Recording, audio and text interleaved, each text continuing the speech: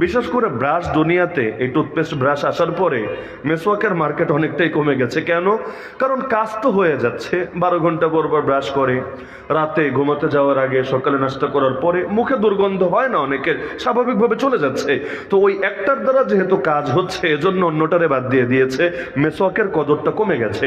কিন্তু আল্লাহ রাসূল মেসওয়াককে এত মহব্বত করতেন, এত মহব্বত, যখন আমার নবী মুমূর্ষ অবস্থায় শায়িত, ওই হাদিস সবাই জানেন, সহিহ বুখারীতে আছে, তখনও কিন্তু আমার নবী গুরুত্বের সাথে মেসওয়াক করেছেন। আম্মা জান আয়েশা বলেন, আমার ভাই আব্দুর রহমান বাসায় ঢুকলো, আল্লাহ রসুল তার দিকে তাকালেন, তার হাতে একটা ডাল ছিল, মানে মেসওয়াকের জন্য, মেসওয়াক হিসাবে ব্যবহার শুরু হয় নাই, এখনো এটা ব্যবহার হয় নাই, এরকম একটা ডাল ছিল। নবী বারবার তাকাচ্ছিলেন, কিন্তু কথা বলতে নবীজের কষ্ট হচ্ছিল, কিছু বলছিলেন না, কিন্তু বারবার তাকাচ্ছিলেন। তা আপনি যদি কোনো একটা জিনিস আসলে গুরুত্বের সাথে তাকান, এটা কিন্তু অন্যরা বুঝে ফেলে। আর আম্মা জান আয়েশা তো তার স্ত্রী, সবচাইতে আদরের স্ত্রী, তিনি তো বুঝবেনই। তিনি বললেন, ইয়া রাসূলুল্লাহ, আমি কি আপনার জন্য মেসওয়াকটা নিব? তিনি ইশারা দিলেন, কথা বলতে পারছেন, ইশারা দিলেন, আম্মা জান আয়েশা নিলেন, নেওয়ার পর রাসূলের হাতে দিলেন।